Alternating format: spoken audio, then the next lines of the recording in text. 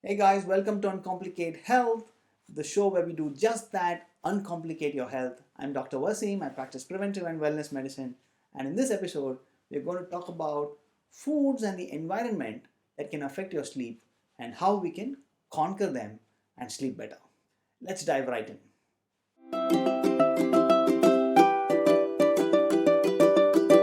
We earlier spoke about the types of sleep and why they're important. Then we spoke about the hormones that affect sleep. And now we're going to talk about how we can conquer those hormones in our quest to sleep better. So, the first hormone we spoke about was melatonin. Now, what is melatonin? Melatonin comes as a response to our body's biological clock. When it's evening and the sun goes down and our eyes don't send as much light information, the pineal gland secretes melatonin that will help wind down and therefore help us sleep better. But with the amount of phone light that's staring on our face at such close distance, we're confusing the brain. And therefore, the amount of melatonin that is supposed to come is not coming. And therefore, our sleep is getting affected because of that. Sleeplessness is a huge problem worldwide and also contributes to things like depression and many other problems because the brain's reparative function doesn't happen as much. So, for us to conquer melatonin, there are two things we can do. One, we can switch on the night mode on your phones, which means that the amount of blue light that's hitting your face will be a lot lesser and there'll be a more warm light which is a little better and doesn't confuse your brain as much. So that's the first thing you can do. Next is a little difficult, but if you switch off your phone and not stare at it for the last 1 hour before you go to sleep, that'll go a long way in helping you secrete enough melatonin to help you sleep better. But there's one more thing you can do to help push up the melatonin is by having foods that help with melatonin secretion. One of them is called chamomile. Now, chamomile tea, when taken an hour or a couple of hours before you hit the bed, can push up the melatonin levels in your system and therefore help you sleep better. But remember, if you're taking chamomile tea and still sending enough amount of light, it's going to nullify the effect. So it really defeats the purpose. So therefore, three things that you can do to conquer melatonin. Next, we spoke about cortisol, and here I'm going to combine the other hormone we spoke about, which is adrenaline. Now, these come as a response to stress. How are we going to avoid this? Difficult, right? But maybe you can conquer them to a certain extent. 1 hour before you hit the bed, try to not look at work emails and try to cut off from your work stress. I know this is a little difficult, but remember, sleep is very important for your overall health. That's one thing you can do. Another way by which you can conquer this is by doing a little bit of meditation. There are many apps that help you do meditation. A little bit of meditation will help calm your brain down. Remember, it is perceived stress.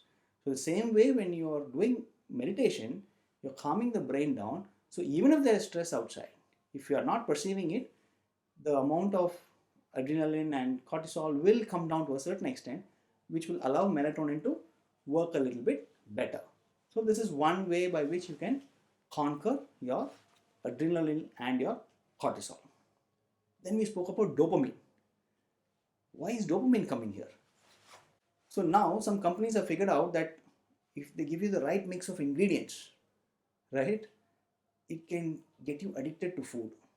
So you may not be able to stop with just one chips or one biscuit because the way the sugar is put in those ingredients and mixing of the salt and acid and fat in the right proportion can get you addicted.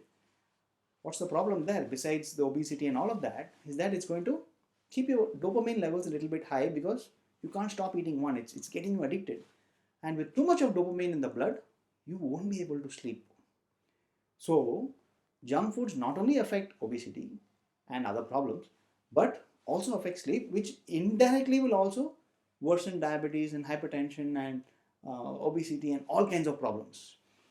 Again, difficult advice to take in, but cut down your junk foods, anything that makes you addictive, at least for 2 to 3 hours before you hit the bed. It will go a long way in actually helping you sleep better. So these are the ways by which you can conquer the hormones. But I'm also going to talk about 2-3 other things that will help you sleep better. First one is foods. Now, there are many foods, but let me take the example of banana. Banana is very high in tryptophan. So tryptophan is one of the precursors of melatonin. So it can help push up the melatonin and basically give enough ingredients to make more melatonin, which will help you sleep better. Again, if you're taking banana and staring at your phone right till you go to bed, it is not going to wind you down enough. Next is coffee. So there is an enzyme system in our body called the cytochrome. Now there are many, cytochrome P450 and many, but for the sake of this, let's just understand that this system varies from person to person. For some of us, this system does not metabolize coffee very fast. The end product of coffee, which is caffeine, if it's not metabolized very fast, it can actually stay in your system for much longer. So some of us, we don't get affected by coffee. We can drink coffee and go to sleep. But if you're not sleeping too well, and if you're taking coffee about 6 hours before you go to sleep, that can also be a factor in not helping you sleep. So cutting down caffeine about 6 hours before you hit the bed will actually go a long way, because this end product caffeine is not being metabolized enough. So even though it gives you that kick, that effect can stay for a long time. So that's another thing that you can do to help you sleep better. And then we'll come to alcohol. Now, alcohol is a double whammy because one, it makes you tired, it dehydrates you and makes you sleep. But what it does is that because your brain is very tired, it does a lot of the non-REM sleep and delays the onset of REM sleep. Which is why if you take alcohol, you might wake up with a hangover. You may wake up tired. And if you're somebody who needs to take alcohol every day to go to sleep, you're actually decreasing the quality of your sleep, the repairing functions of your sleep, and anything that has to do with the REM sleep that we spoke about in a previous step. We spoke about the types of sleep and how your brain is actually awake during some parts of your sleep. I'm going to leave a link to that episode here. You can check that out. So, alcohol may seem like it's making you sleep better, but actually the quality of your sleep is coming down. If you love what you're hearing and what you're seeing, please like and subscribe to the channel, share it with your friends, and I will come back in another episode and uncomplicate health for you and help you take charge of your health. See you.